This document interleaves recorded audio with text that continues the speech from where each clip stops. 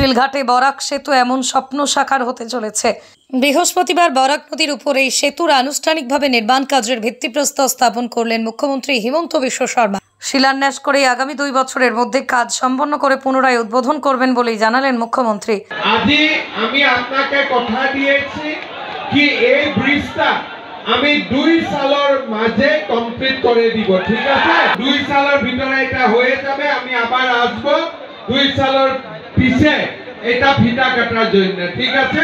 সেতুর কাজ শুরু হওয়ার জন্যই মুখ্যমন্ত্রীর কৃতিত্ব দেন লক্ষ্মীপুরের বিধায়ক কৌশিক রায়, উধারবন্দের বিধায়ক মিহির কান্তি সোমকে। তাঁদের তাগিদে অর্থ বরাদ্দ তাড়াতাড়ি হয়েছে।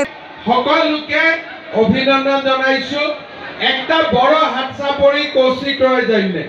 কেন কৌশিক রায় আমাকে বারবার বলছিলাম কি এই ব্রিজটা বহুত ইম্পর্টেন্ট, আর তাতকেও একটা জোর করে হাততালি মিহির কান্তি সোমের জন্য। এই 2 ব্যক্তির জন্য আজ আপনারা এই ব্রিজটা পাইছে, ঠিক আছে? দিন শিলান্যাস উপলক্ষে এক সভার আয়োজন করা হয়। সভায় বক্তব্যে মুখ্যমন্ত্রী বলেন, সেতু নির্মাণ হলেই সোনাই ও লক্ষ্মীপুরের মধ্যেই যোগাযোগ ব্যবস্থা আরও সহজ হবে। কম সময়ে 2টি শহরের মানুষ যোগাযোগ রক্ষা করতে পারবেন।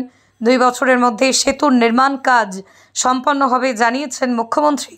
শিলঘাট বরাক নদীর উপরে এই ব্রিজটা হওয়ার পরে সোনাই আর লক্ষ্মীপুর শহরে সিধা একটা সংযোগ স্থাপন হয়ে যাবে। আজি আমি আপনাকে কথা দিয়েছি কি এই ব্রিজটা আমি 2 সালের মাঝে কমপ্লিট করে দিব, ঠিক আছে? এই সেতুর জন্য অসম সরকার 27 কোটি টাকা বরাদ্দ করেছে। ইতিমধ্যেই টেন্ডার হয়ে গেছে, কাজও শুরু হয়ে যাবে। এতে গ্রামের প্রত্যেকেই সহযোগিতা করার আহ্বান জানান মুখ্যমন্ত্রী। আসাম সরকার 87 কোটি টাকা স্যাংশন করেছে, 87 কোটি। টেন্ডার হয়ে গেছে, কন্ট্রাক্টর সিলেকশন হয়ে গেছে। এই ব্রিজটা আমি সেন্ট্রাল রোড ইনফ্রাস্ট্রাকচার ফান্ডের অধীনে স্যাংশন দিয়েছে।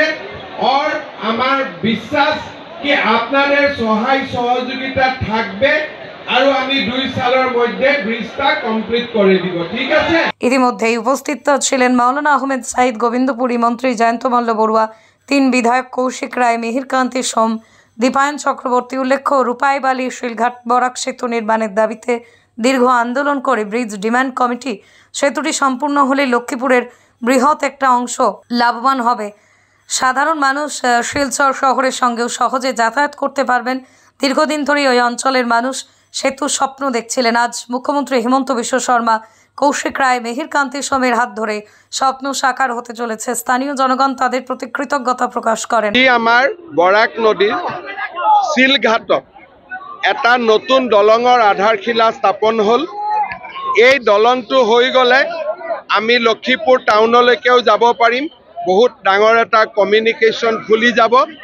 ব্ৰিজটোত 87 কোটি টকা অসম চৰকাৰে চেংচন কৰিছে আৰু 2 বছৰৰ ভিতৰত এই ব্ৰিজটো আমি কাম কমপ্লিট কৰিম। মধুৰা ঘাটৰ ওপৰতো একটা ব্ৰিজ হবে।